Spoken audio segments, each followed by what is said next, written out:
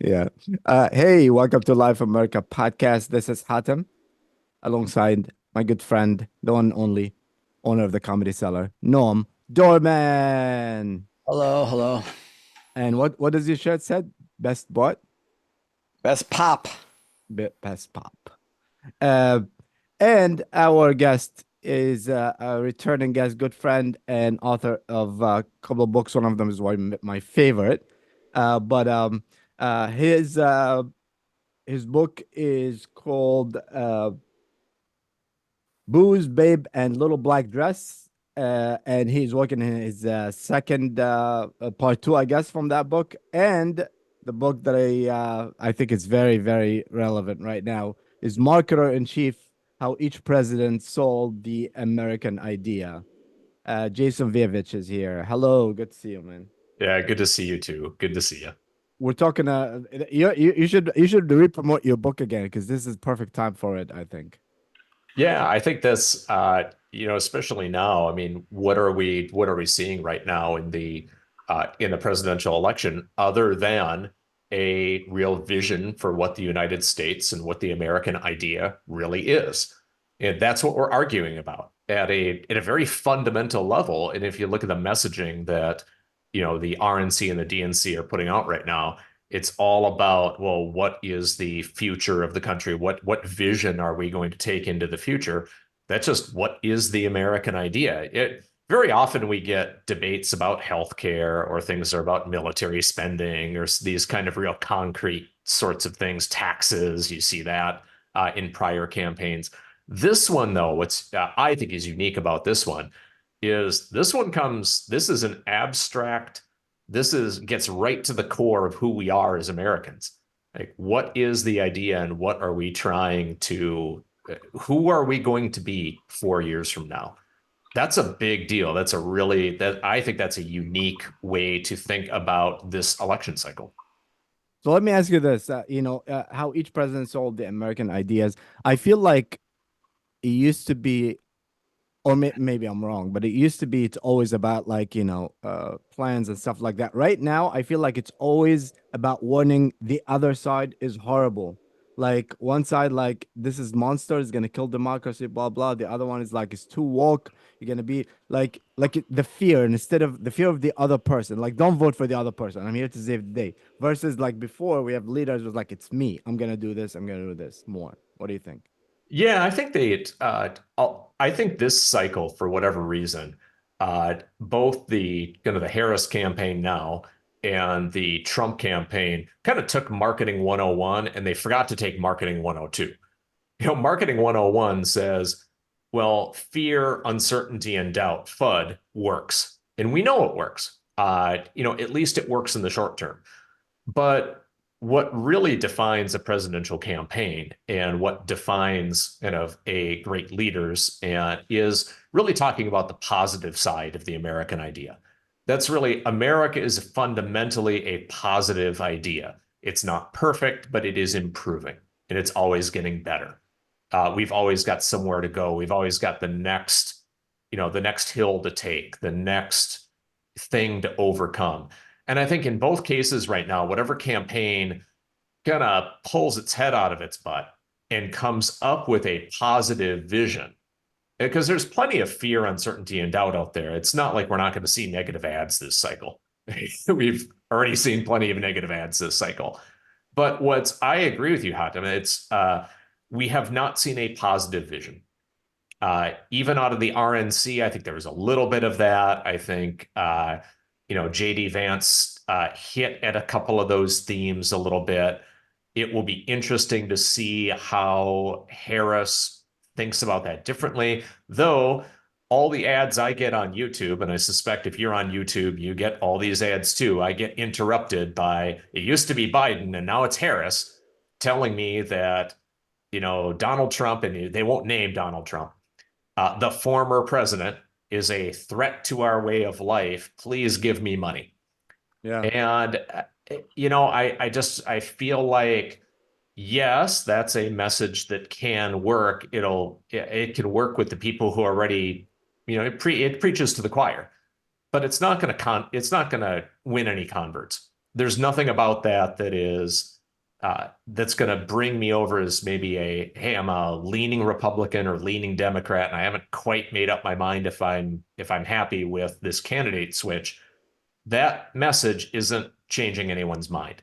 It might earn some money, but it's not a vision. No, Being against Donald Trump is not a vision for the future. Noam, what do you think? What's the question exactly?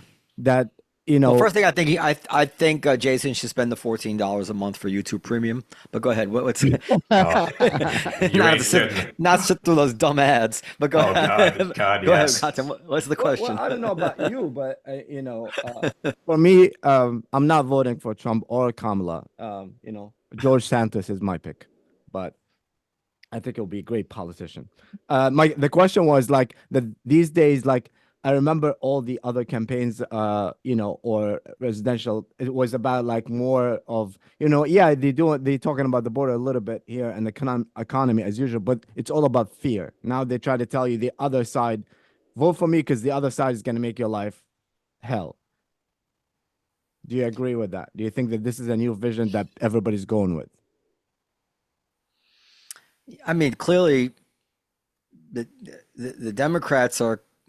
I'm sure to some extent they both are. Clearly, it's more precise in terms of what the Democrats have been running on for the last, since the midterms, which is the end of democracy.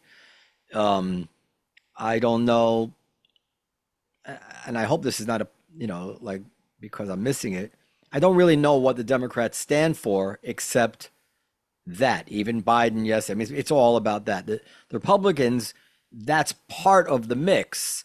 Is the Democrats are going to usher in, the woke, gender fluid, blah blah blah future, but they also do at least have some other agenda, law and regulation and unleashing the economy and blah blah blah blah blah. Unabashedly pro-Israel and not speaking out of both sides of their mouths. They speak out of both sides of their mouths on fewer issues than the Democrats, in my opinion. That doesn't mean what they're saying about those issues is something you should necessarily support. I think we know better where they stand, but I'm not a fan of either side. I was just saying earlier, I mean, this JD Vance guy, I do not like him. I kept trying, and it's not because he changed his mind about Trump. That's like the least of it. That you could take that out. The guy is weird. He's a stiff. He goes off on this stuff about things that I have some agreement with. Like I do think not having children does affect your engagement with the future in terms of long-term view of politics. I think that's just natural, but this kind of putting them down and thinking that people with children should be able to get more votes and then there's a weirdness to this guy and a stiffness. I don't like him. I feel like I want to go read his book. I feel like Trump's gonna hate him already. Like there's big news rumors that he's trying to drop him now. Is there? Yeah.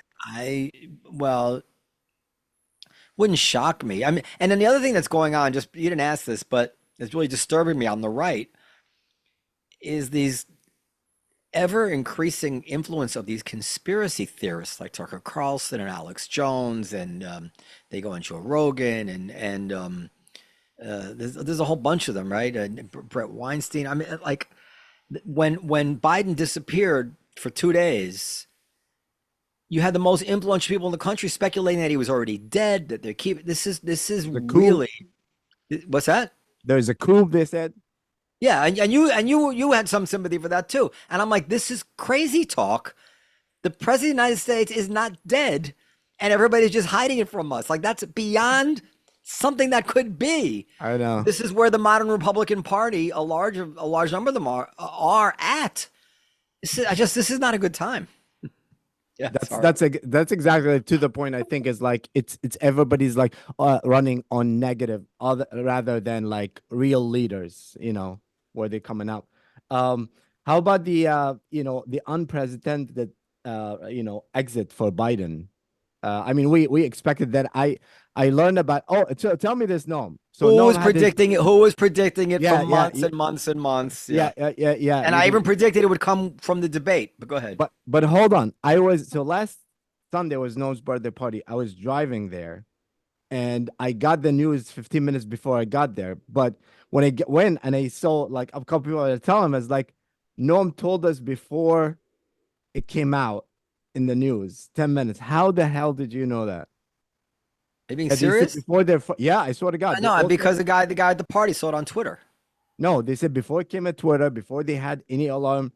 No, but that's obviously this is why people. This is obviously not the case because I couldn't have known it till it came out. That's what I'm saying. I was like, there's not, Now, Twitter can be very, very fast before the Times or get reports something, and that's what happened. It was on Twitter first. Didn't Biden tweet it? no, Biden didn't tweet it until like I got there, but they said, yeah, Noam told us 10 minutes ago. Well, Somebody told me you're on some kind of list that gets the news before anybody, or maybe that was Coleman. no, nobody's on any list. This is just you people believe anything. Conspiracy theories, maybe. So, Jason, what do you think? What when you saw? Oh, wait. Yes, the Jews, of course, we knew first. I didn't There know you about- go. that's- there you like, go. I have to lay up there. Why'd you The say so? joke for Yes, of you. course, you're right. I'm on that list, of course. This is what I was Born- talking. I'm giving you the alley-oop so you can dunk it. Come on. You know, it's such a everyday fact of life. I didn't even. I took me a second. But yes, the Jewish list. It came out on the Jewish list. But go ahead. Thank you. Here we go. But I couldn't say it because in case I get canceled. Jason, what do you think when has that ever happened that there was a sitting president that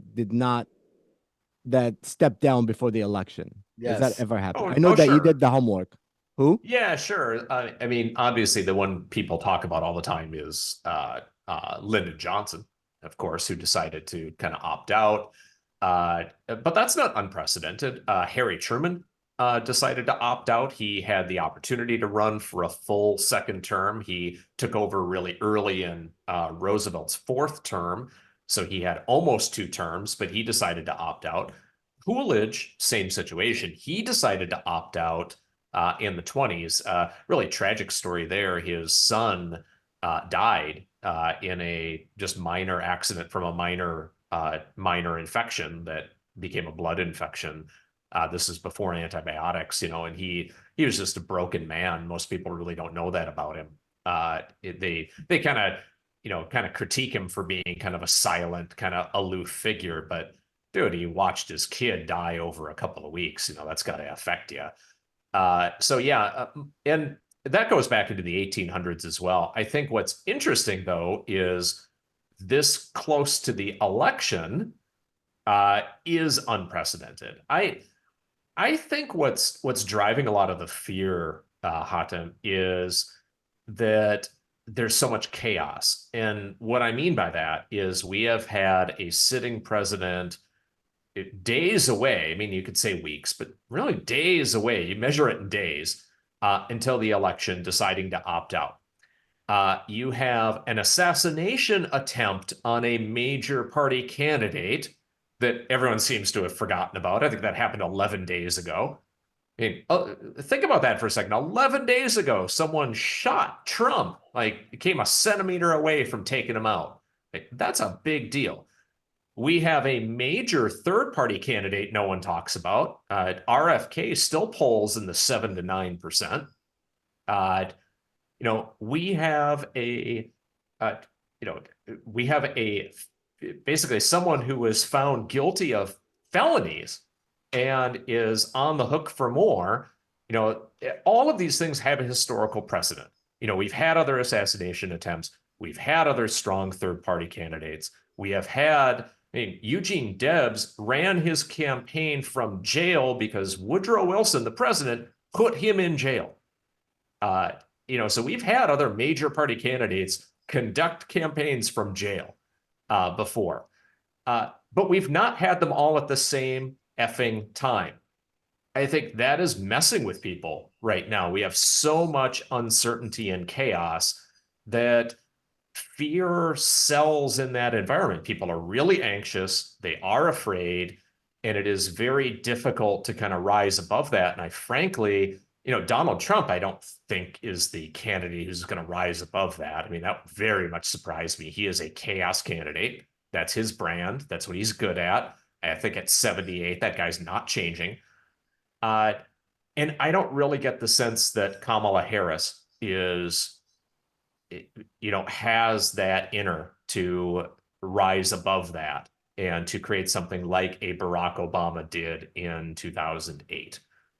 To be able to kind of take a country that was nervous and freaking out. I mean, we were all old enough to remember that, just freaking out that the entire financial system was going to collapse and that a new world order was coming. That was things people talked about at that time. And we got a candidate like Barack Obama, where, like him or not, he was very good at creating a message of hope and vision for the country. Again, whether you agreed with it or not, it resonated with people because people wanted to believe that their best days were in front, not behind. And I don't see Kamala Harris kind of coming out of the gate with that. I kind of feel like she feels like this was some sort of reward for kind of sticking with Biden. I just don't see anything really energetic out of that other than Trump is bad. I don't know. I cannot predict this. I think anyone who does try to predict this is either lying to you or trying to sell something. This is going to be a mess. And I see the narrative changing continually. I think with the idea is if someone rises above this, I think they win.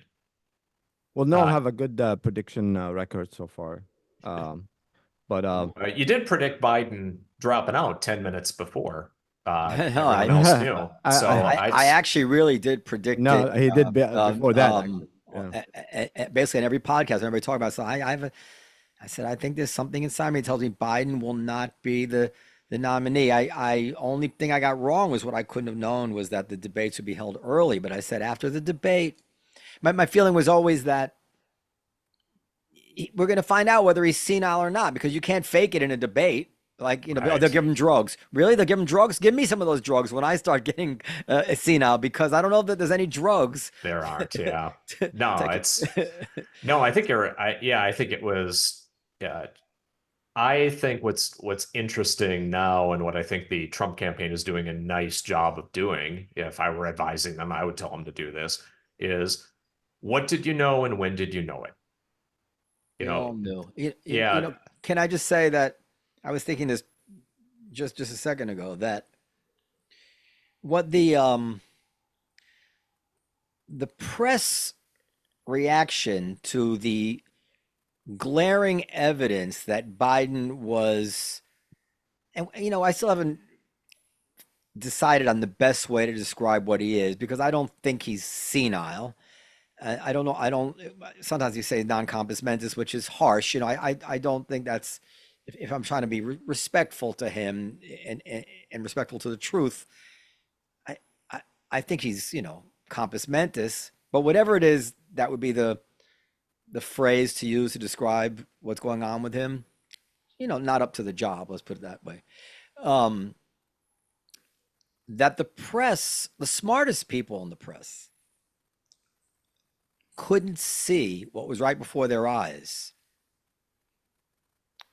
As an empirical fact that happened, we can't pretend it didn't happen, and therefore everything they tell us, we now know, can be and is probably subject to that same bias. The bias meaning the reason they didn't see it is because they were pulling for Biden. That's the only reason they didn't see it. Do you think they didn't see it, or they didn't want this, or they saw it? No, But they didn't tell us? I think they didn't see it, and they excuse it. They saw what people were showing them, but they had ingenious rationalizations for why it wasn't what they would clearly have assumed it was if their father was saying the same kind of things, right?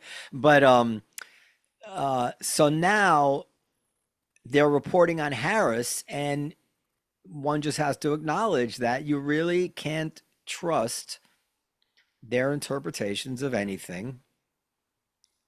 And it's a sad state of affairs on Harris. Since there's actually, I'm not answering this particular question. To me, she's obviously the most glaringly mediocre candidate for national office we have ever had. She failed the bar. She went to a third-rate law school despite the fact she had all the advantages of affirmative action. Forgive me, but it's true. She got fewer votes in her home state than I believe Pete Buttigieg did. She can't speak extemporaneously. There's like not a single video floating around of some really smart answer Kamala Harris has ever given to a question. She called Joe Biden a racist. There's nothing. She thought she would solve the border crisis by she would advise Guatemala how to fix their poverty. This is Kamala Harris is going to fix poverty in Guatemala. Forget about the border. We don't need a wall. We don't need troops. I'll tell you how to do it. I'm going to tell Guatemala how to fix their poverty and crime and corruption. Problem solved. This is a laughingstock candidate. Now I understand you can vote for her because you think her team, in general is going to give you policies and decisions that you find are better than what Trump's team will give you. That's not a dumb argument, but Jesus, she's the worst. Yeah, she just I agree. is. I agree. And one thing you said, it's funny. You said, I think a few episodes ago, is like whenever Biden drops, whoever the Democrat nominee, all of a sudden you're gonna see all the news saying, "Oh, she saved a kitten from a tree. She did this." And the news, the last few days, all I read is like, "Oh, she's awesome. She did this." The story of her graduating. I was like, "What? Have you forgotten?" And That's exactly what I said. I said the second they Yeah. announce whoever it is, overnight you're going to see all these stories about how great she is, a whole hagiography. By the way, I will say, I do not think she was the border czar. I've been looking into this story all day.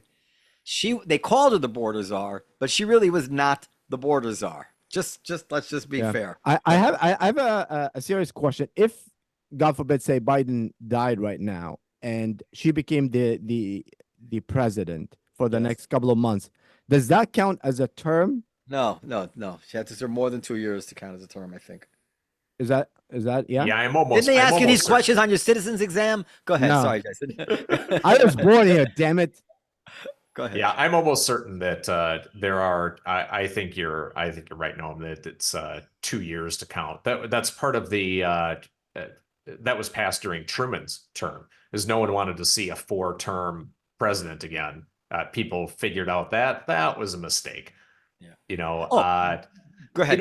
It's funny that you kind of mentioned just a kind of a VP candidate, and it was really interesting. What I fault Biden for, because I tend to agree with you on the kind of how what kind of a candidate Kamala Harris really is. Probably not their best. If you look at the bench the Democratic Party has, and you wipe the slate clean and you were going to pick who is who's on your top 5 list for Democrats you would have picked had none of this happened and the slate were wiped clean, Kamala Harris wouldn't hit your top 5, probably wouldn't hit the top 10, probably wouldn't have been on the list. And that's kind of how presidents traditionally pick vice presidential candidates. They tend not to matter. That's sort of the bottom line. And usually when people push back on me on that, like the vice presidential candidate matters kind of only in one respect. If the dude dies, that's pretty much it. And every other time, though, it really comes down to, okay, do you remember the test I give people is, okay, name Michael Dukakis's vice presidential candidate in 1998. Name Al Gore's in 2000. Lloyd Benson? Lloyd Benson. Very good. How many people do you think, if I asked 100 people that question, how many people could answer it? None. I mean, most people can't remember Hillary Clinton's vice presidential candidate from 2016. Kane. I have more trouble remembering that one, actually. Yeah. Well, think about that for a second. You pick a person that is, okay, you kind of have the Batman Robin thing. You're not going to pick a Robin that's cooler than Batman. You always want to have that that dichotomy that everyone is really clear. This is the president. This is the vice president. Well, that works most of the time because that's sort of what you're trying to do. We don't have a situation anymore where presidents would routinely die in office, or that was a very real possibility.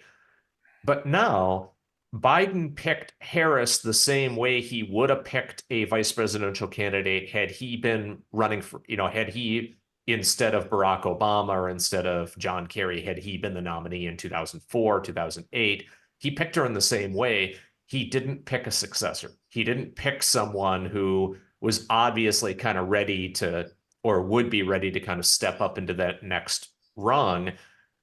He picked someone who would kind of balance the ticket.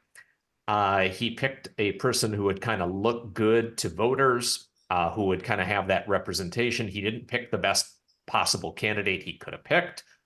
And the Democrats are kind of living with that now. And I mean, gosh, who would be, it's a good question for you two.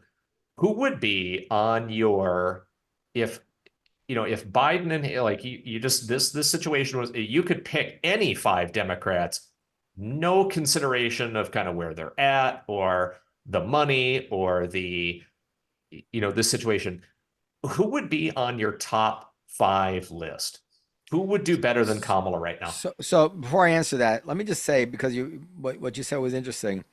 It really is a knock on the narcissism of these people. Look, it's spectacular narcissism. Yeah, I'm 62 years old now. When a life insurance salesman came to me in my 30s and 40s, my family, it had some effect on me, but whatever, get it, not get it. I didn't feel like I was leaving my kids, I didn't have kids there, but I had a stepson, out to dry if I didn't follow up on my life insurance. But as you get older, you begin to understand with more visceral and you're getting to the point in your life where you might die. There's an actuarial table you're not going to beat, and now you're a president and you're going to be president. You're approaching 80, and you have to pick somebody. And this goes for Trump too.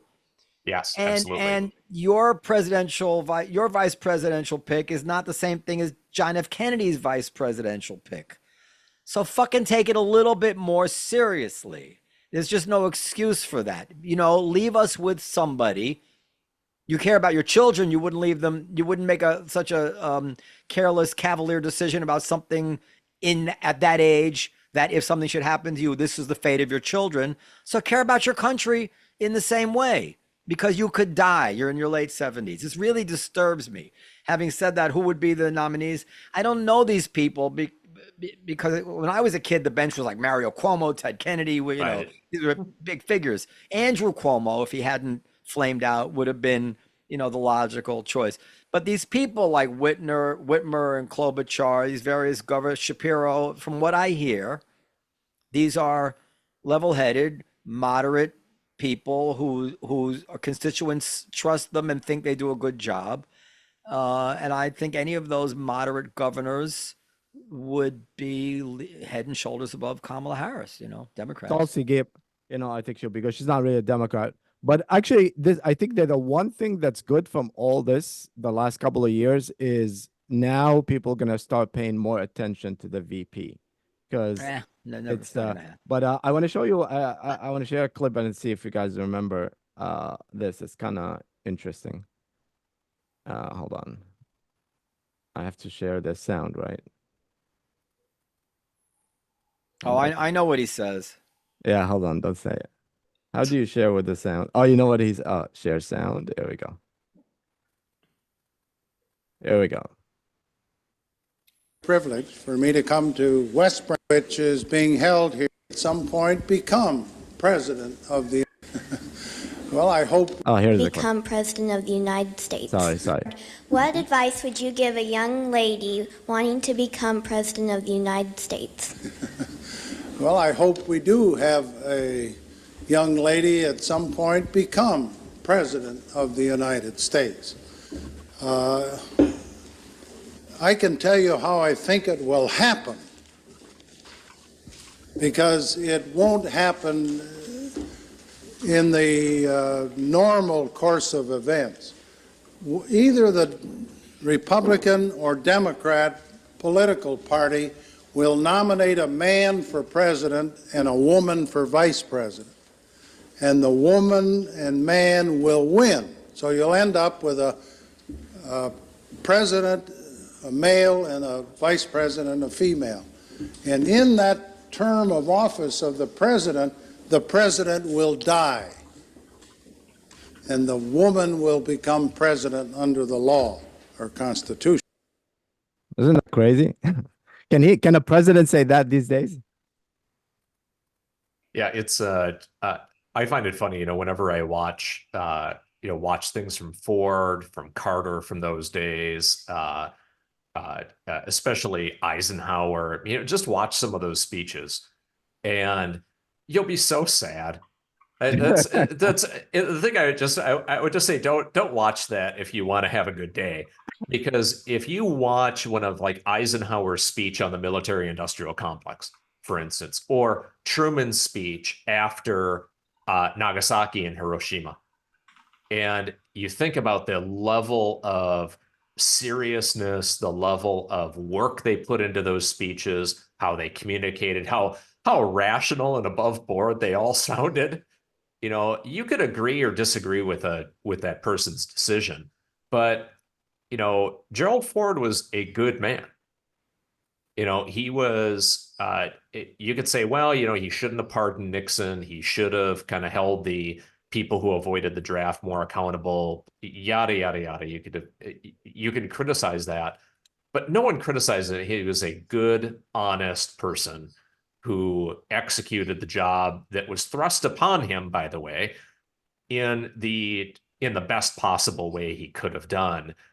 And you fast forward that today and watch one of Trump's speeches, by contrast. Watch one of, Hillary Clinton's during the campaign. Watch one of Biden's.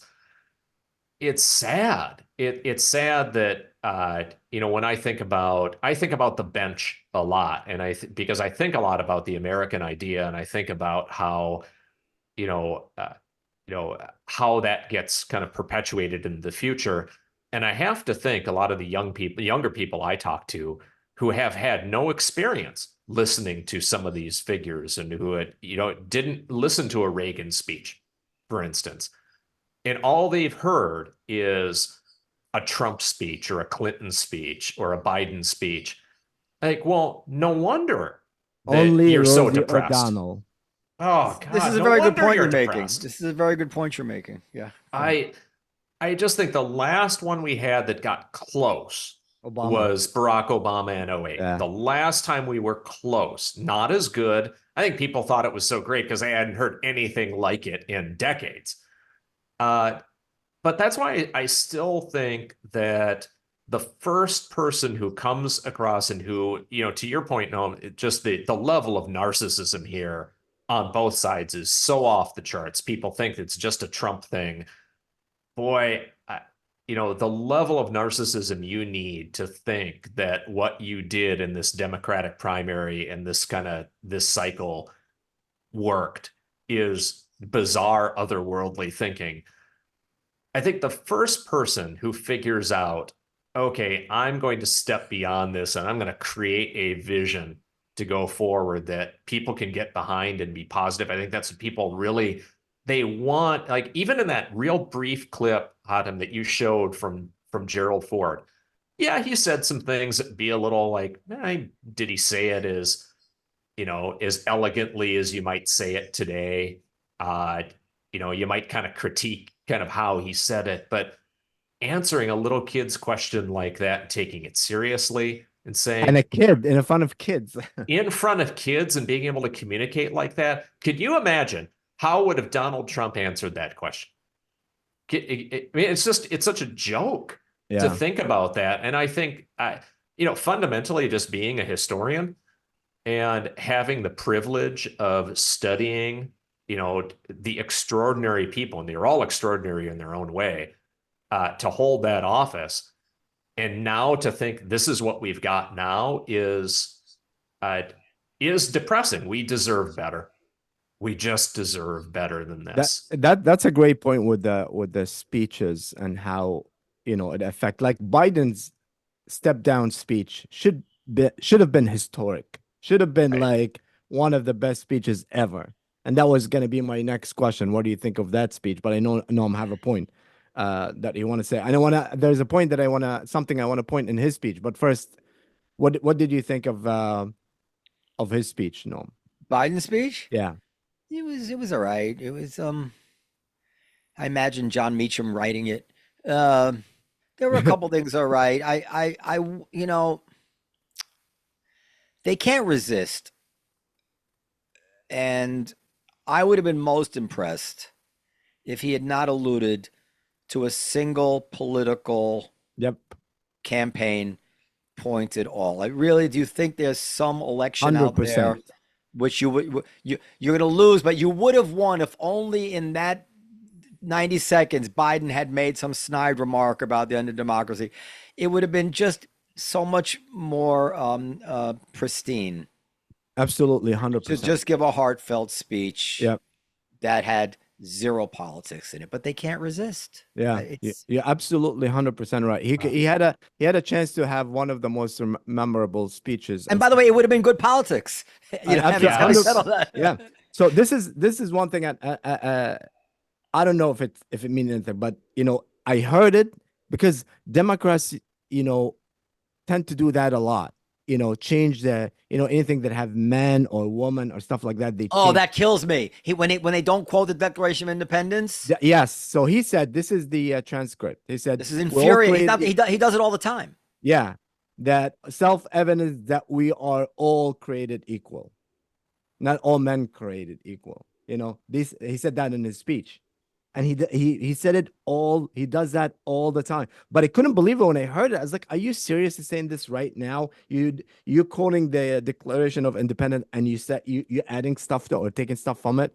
So I had to see it, the transcript, and it's like that. It's crazy. If so, just like you said, it should have been like a heartwarming like speech from somebody who says like, it's not about me, it's about the country. You should think the same way. It's crazy. Well, think about, you don't have to go far for better examples of that. You know, I am privileged enough to have read Washington's farewell address. You know, it's moving. It is literally a moving address. Lincoln's second inaugural. You know, read, even if you want to get a little bit more wonky, you think, compare what Biden did to Eisenhower's farewell address on the dangers of the military-industrial complex. And if you think about, is there a way to have some real, you want to send a message on your way out, and you want to warn people, you know, Washington did that, Lincoln did that. Lincoln didn't know he was going out like that, but, you know, but Eisenhower did that. This is what we deserve. I think this is, if people truly believe America is exceptional, we must demand exceptional leaders.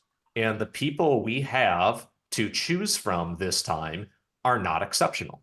I'm sorry, they are just not. I don't think anyone would agree objectively. And I'm thinking like, hey, if you're red team or you're blue, no matter who, I'm not listening to you. Like, that's just, you don't get a vote on this. This is who picks these candidates. It's the people who are lean left, lean right, somewhere in the middle. Those people, does anyone think that these are the best two on either team that we could vote for? Like, absolutely not. You know, I remember during the Arab Spring in Egypt when there was revolutions, you know, millions of people on the street, and the president would keep coming up and say, Mubarak will say a speech after every day, a speech, and nobody will like, no. And there's one speech that he came out, and it's kind of like Noam says, he did not talk about politics at all. He talked about, I'm sorry, it's going to be chaos if I step down now. I'm going to wait for the final 6 months of my term and then stepping down. And he was all nothing but just feelings. And it worked. A lot of people wanted to go back and feel like, hey, we're going to go back. And they analyzed a lot of his speeches. And it's so funny that they said it's a whole science in it. It's like when you want to get into somebody's heart, when you say a speech, sit down, don't stand up. Light should be dimmed, not high. The focus, it's so many, loosen the tie a little bit. There's so much things that like a lot of thoughts in the process that they don't care about. But that could have been something that give them a momentum, you know? Yeah, missed opportunity. I Yeah. think Biden really had an opportunity to elevate and be the elder statesman, and just couldn't resist. I think that the blue team right now cannot resist. They cannot accept that the message that red team is out to destroy democracy. But also it's the same thing with Trump's speech. He could have had a he could have done it. After I think the first 20 minutes were very, very good. And I'm going to say something about it too in a little bit. But I think he went on and he couldn't help himself either. No, he can't help it. But come on. But I tell you one thing. I mean, he can't resist. But I tell you one thing that I never, felt it in any Trump speeches before. But when he, when you come close to death, in my opinion. He didn't come close to death, but go ahead. It was right there in his ear. But when he said, I'm not supposed to be here, I felt that he really felt it. You didn't think he came close to that, no? He didn't. Listen, I don't know what to think. It's clearly, it's got to be traumatic. It was over before it started. Like, what is this? I'm bleeding. And then it was already over. So he didn't come close. Listen, the reason it bothers me, I said this, I think last week. When Paul Pelosi went through that hammer attack, that had to have been real terror and close to death. He's 80 years old. He's trapped by this lunatic. The guy's taking a hammer to his head. He's living through it. He doesn't know how it's gonna end up. And even the hammer that hit him might have killed him. He had to have surgery on his skull or whatever it is. And Trump and his kid made fun of it.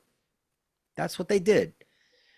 And I could just imagine Biden showing up with that big bandage and Trump making fun of that. So this is, maybe that's no, but I'm saying his reaction to it. So I don't know, but yes, after it happens and you realize, my God, I was this close to dying. Yeah, I mean, I'm sure it washes over you, but I would say this: it won't last. People don't change. That's exactly my 20 minutes. That's exactly my point in his speech. If he stopped after 20 minutes when he's like so close, it's like inches that just move, but then he have to come back and be so they both missed. And this is what we're talking about, the importance of leaders and speeches and stuff like that. He sees that moment to unite the people, but instead, listen, Trump's appeal is not about any of these things. Trump's appeal, and I feel it. I mean, it appeals to me. Trump's appeal does appeal to me, and his appeal is that this is a guy who's not naive about the world, who understands how things are done, understands how people are full of shit when they get sanctimonious, understands what businesses need to do well, understands that business doing well is the secret of America. And, he knew that if he took out Soleimani, Iran, that the Ayatollah would kind of sober up. He understands that when you see the guy right next to you taken out by a sniper, you kind of straighten up and behave yourself for a while. That's what that's Trump's appeal. Whereas the Biden administration thought, how are we going to get these hostages out? I got it. Let's take all the military pressure. Let's get Israel to take all the military pressure off Hamas, and then they'll sit down at the table nicely. It's kind of vulgar to ask them to negotiate while Israel is bombing them. This is the appeal of Trump. He would never be so stupid, right? That's it. His manner, his vulgarity, his lying, his narcissism.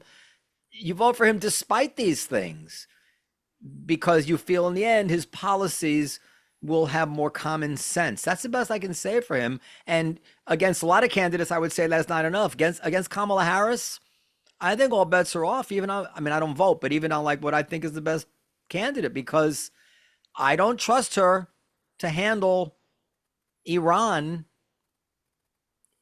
Period. I don't trust her. I just don't think she has any skill or knowledge or experience. I don't trust her. Well, yeah, we're gonna talk about the Democrat convention in a little bit, but Bill O'Reilly have a new book coming up, Confronting the Presidents. I don't know if you saw the interviews that he did, but he says that he put Biden as the second worst president of all times. Who was the worst?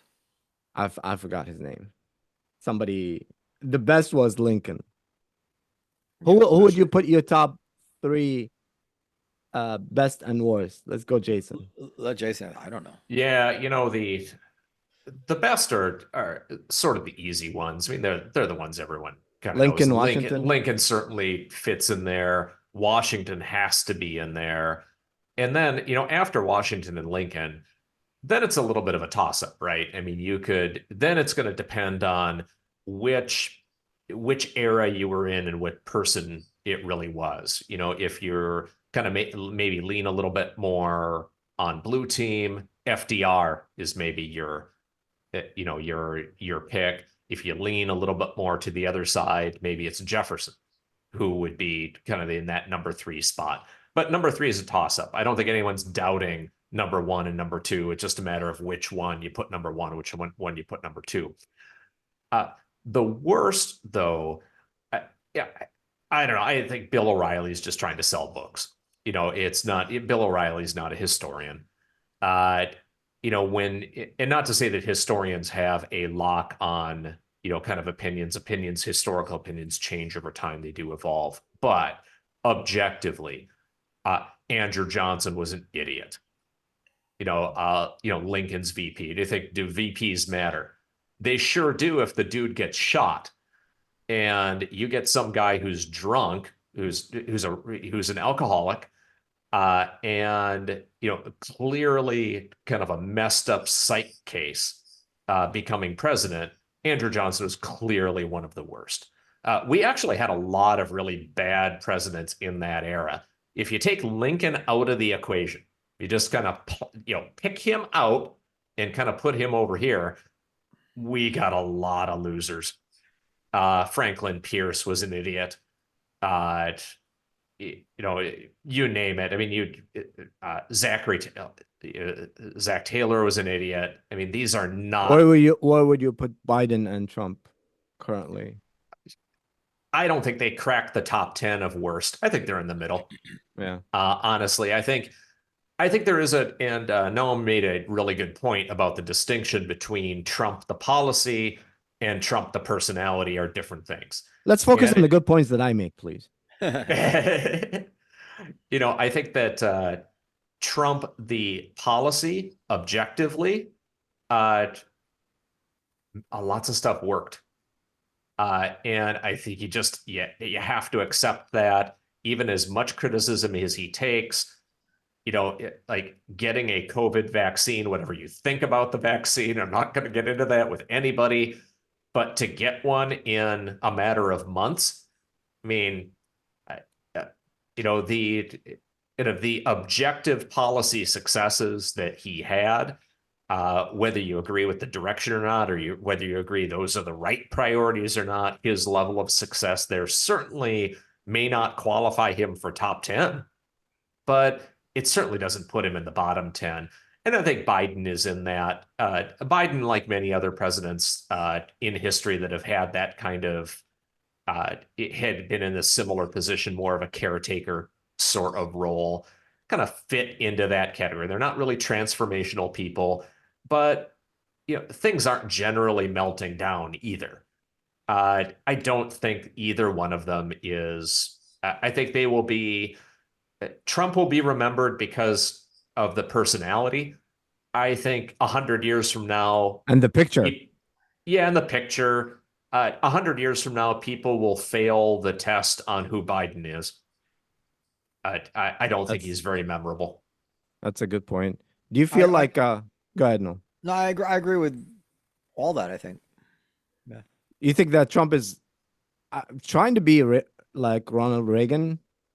Like he's trying to be, quote him all the time, stick with the topic. Reagan was the only or maybe the last Republican to win New York, right? Yeah, he certainly was.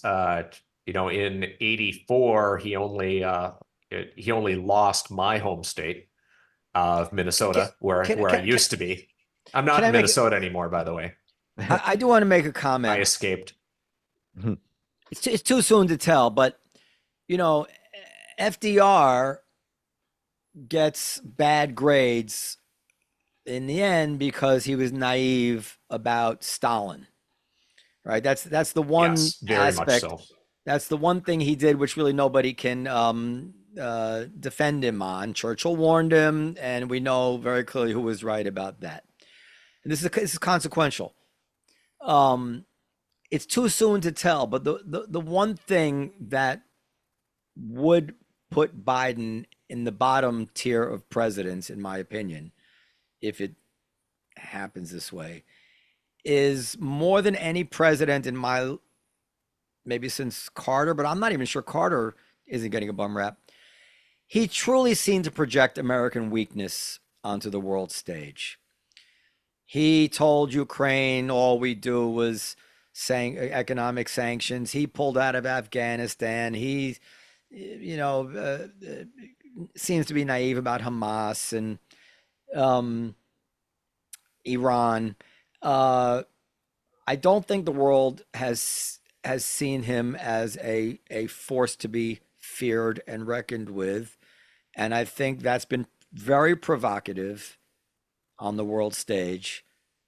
And the jury's not in yet as to what the consequences of that will be, but they haven't been good so far.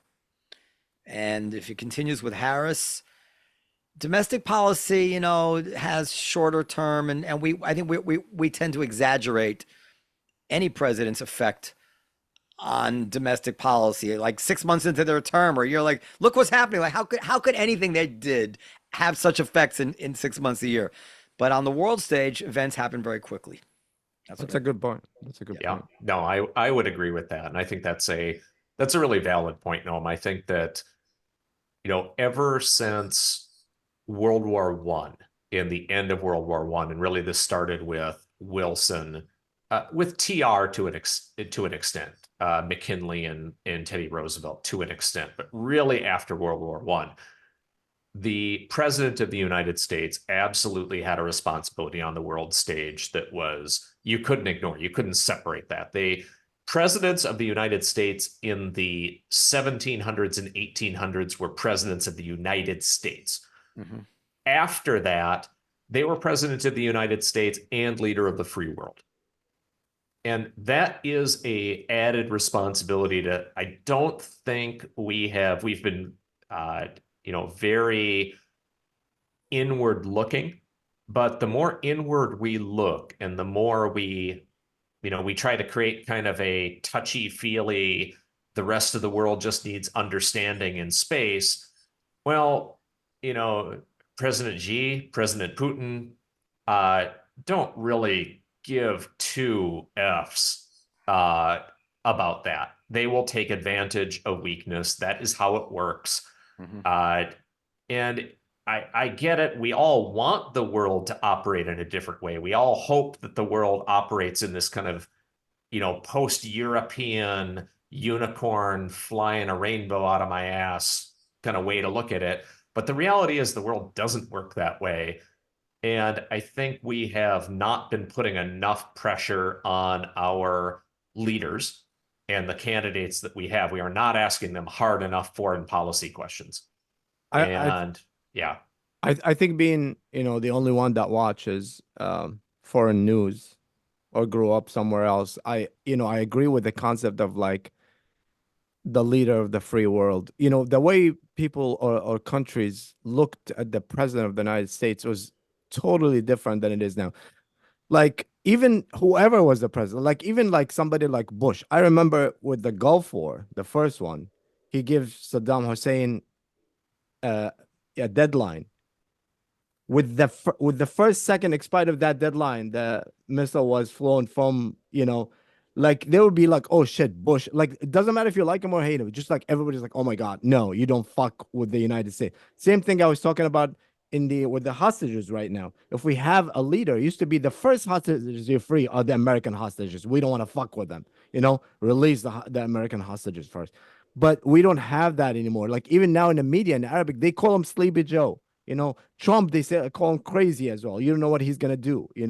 But before, somebody like Obama, when Obama won or Clinton won, I remember when Clinton won, I remember where I was, somewhere in the Middle East. But it was a big deal. Like, oh my God, he's gonna change but not anymore. So we need to go back to that. Well, Obama benefited. Listen, Obama was a very impressive guy, right? Obama is a star. Um, so that's nice. It's nice when the American president has the charisma of a star, but I don't know that his policies worked out that great. No, But it didn't. It didn't. But I remember when he first won. It's so funny. When he first won, he went and he said a speech in the Cairo University, and they closed all Cairo. Like nobody allowed to go on the balconies. Nothing. It was a lot of security. When Trump went to Saudi Arabia to say a speech, they put pictures of him all over the streets. You see how they treat each president? He's like, oh yeah, they like me here. I love this country. It's so crazy. But do you think the Democrats are going to have an open convention? And what's the No. result, do you think? No, right? No, I don't believe they will. Democrats are funny. They have really, I think the shift over the past generation for the Democrats has been just profound. And I don't think enough people really talk about it. That Democratic farmer laborer is not what it is anymore. It's essentially college educated elites, mostly coastal, or people who want to be paid attention to by coastal, but will never be. Sorry, Minneapolis. You will never be paid attention to by New York.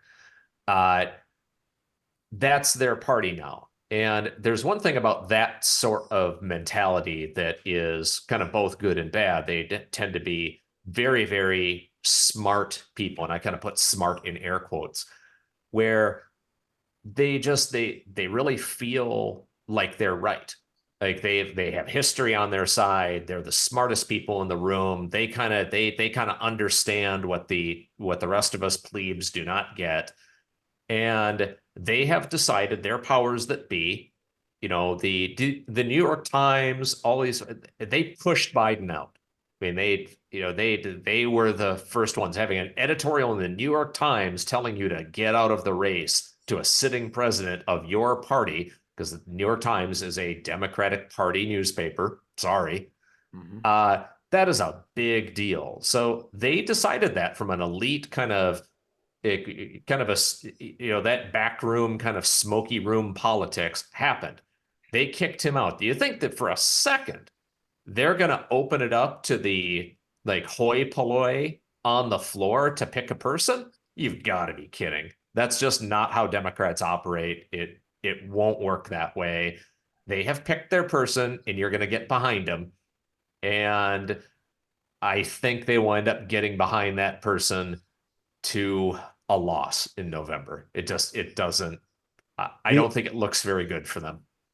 Well, same question, Noam. Do you think they're going to have an open convention? And do you think Kamala is definitely getting the ticket? And who will be the VP? That's 3 questions. I don't think they're going to have an open convention. I don't think they're discussing an open convention. I think they would be right at this late hour to go into a smoke-filled room and choose somebody. But they could have done it in a way that indicated some sort of input was taken from delegates, whatever it is. I mean, but the thing is, they're so stupid. They needed to come out of this with the best candidate. Instead, they had the worst of both worlds. They didn't have an open they had no democracy, and they came out with the worst candidate. So leave it to the Democrats. I have no idea where's Hatem go? I have no idea who the vice VP is going to be. Do you have any thoughts on that, Jason? Yeah, I mean it depends. If you look at any Democratic controlled governorship and you look at their state's newspapers, it's always it's always their governor. Like because I still read the Star Tribune from Minneapolis, and they're breathless about that. Like, oh, it's Tim Walz. He's on the short list, or Amy Klobuchar is on that list. Those two are not on that list.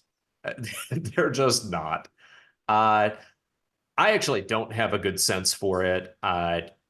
I think it would be. It's boy, that's Hero? tough. If it were me, if I were Kamala Harris today, I would. There's kind of there's the out there pick, and then I think game changer pick. The out there pick is Gavin Newsom. Like, okay, let's do this thing. I know it's an all California ticket, but Gavin Newsom, he's just got the look.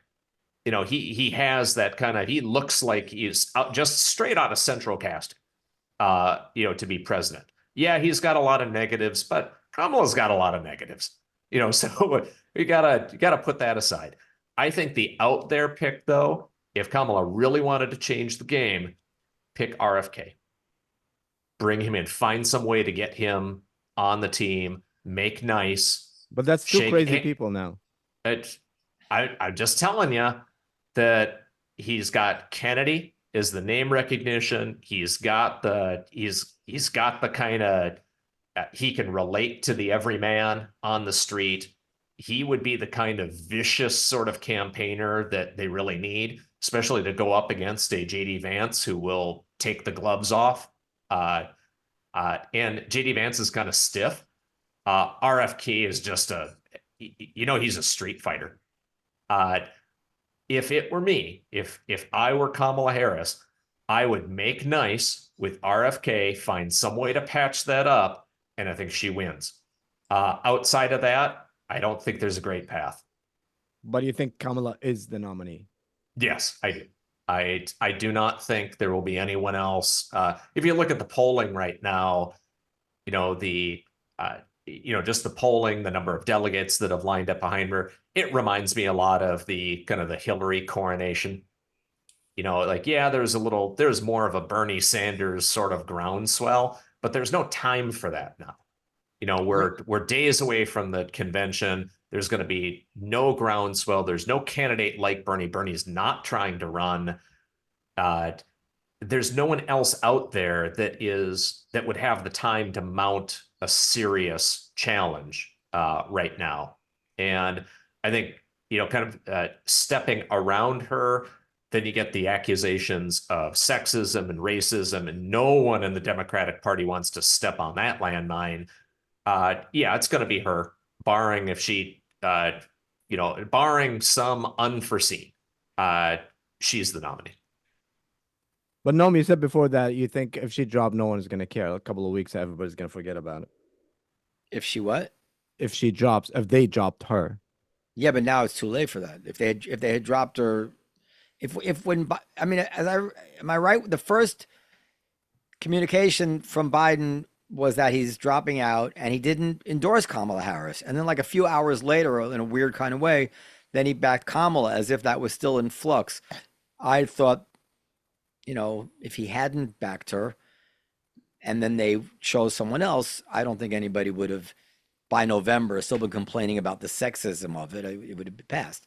But they didn't do that. It seems like they made a big mistake. I mean, she might still win, but it just doesn't seem like this was the smart move. It just doesn't seem like. And more importantly, you know who endorsed her? George Clooney. Why is he endorsing people? Who cares? I don't know why anyone cares. 4 hours after he was endorsed, it's like, dude, give him a couple of days. I don't know. I tend to agree with you, Noam. Had they pretty instantly said, "Hey, this is going to be competitive. We're gonna go into that smoky room and we're going to, hey, we're bringing Oprah Winfrey in, we're bringing Michelle Obama in, we're bringing, Newsom in, we're gonna have a grudge match in here and try to see who comes out on top." You're right. Our news cycle is so fast. 11 days ago, we had an assassination attempt that no one really seems to care about right now. So, yeah, I mean, people get all whipped up for 48 hours and then they'll be done. Yeah. But yeah, I think you're right. I think we missed the opportunity. I think it crystallized. And now that it has, I just don't see a path for anyone else in the Democratic Party to have the nomination, barring someone like Michelle Obama coming out and saying it should be me instead. And it would have to be someone at that level, with that kind of name recognition, with that kind of built-in support. It would have to be someone like that. And I think from everything I've read, Michelle Obama wants no part of nothing of that. Now, is it true that Barack Obama still hasn't endorsed Harris? Yeah. Last I heard, he had not. That's weird. which is that's a little weird. That one Actually, it's not strikes. weird at all because they said that he did, if you remember, the exact same thing with Biden. He did not endorse him until it was the final nominee because he But that thought was it a contest. That was a contested situation. This is not contested. But I think that's what I'm saying. There might be something behind the doors that we don't know. Because he said he's gonna go, like he's gonna wait for the final and put his whole power behind him or her. Yeah. You know? It seems Good weird to me. luck. Yeah. I think Cuomo could still win. People is gonna forgive him. But like, you know what? Who? Cuomo. Andrew Cuomo? Yeah. No, he's not going to be the nominee. Oh, I never know. Well, He might be mayor of New York. They're not going to nominate. He was ousted for sexually harassing somebody. They're not going to nominate him. And they're hoping to complain about Trump being a sexual harasser. They're going to put a sexual harasser on the ticket. then he should run Republican. He will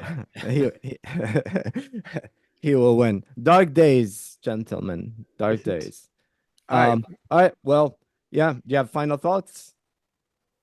My only final thought is we deserve better. That's that theme of the day. Like this is the entire discussion, if you think about it, is, gosh, I just think about having this discussion during the Truman era, for instance, and the quality of the people who you'd be talking about at that era versus the quality of the people we are talking about today. It just makes me kind of sad. And that's the only thing I say, hey, ultimately, I want people to read history. And I think it will make you sad at first. But the hope is that you will start to demand better because we can do better than this. It's very true. Noam, any final thoughts? I echo what Jason said. It's we can do better. I would only add that I think we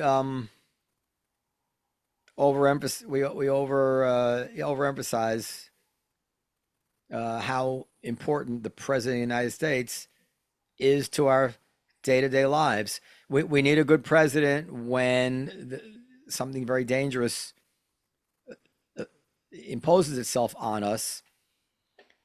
But other than that, the success of America is really the success of the individuals in America that are pursuing their lives and innovating and earning money and building the country. And so that's why I'm generally optimistic about the country, no matter who's president. Very true. But for kids, and you have kids, I don't know, Jason, you have kids or not? I do. 2 Yeah. boys. Yep. For you having kids and you want to see they look up to a leader or something, it's a dark day. Tell them to look somewhere else.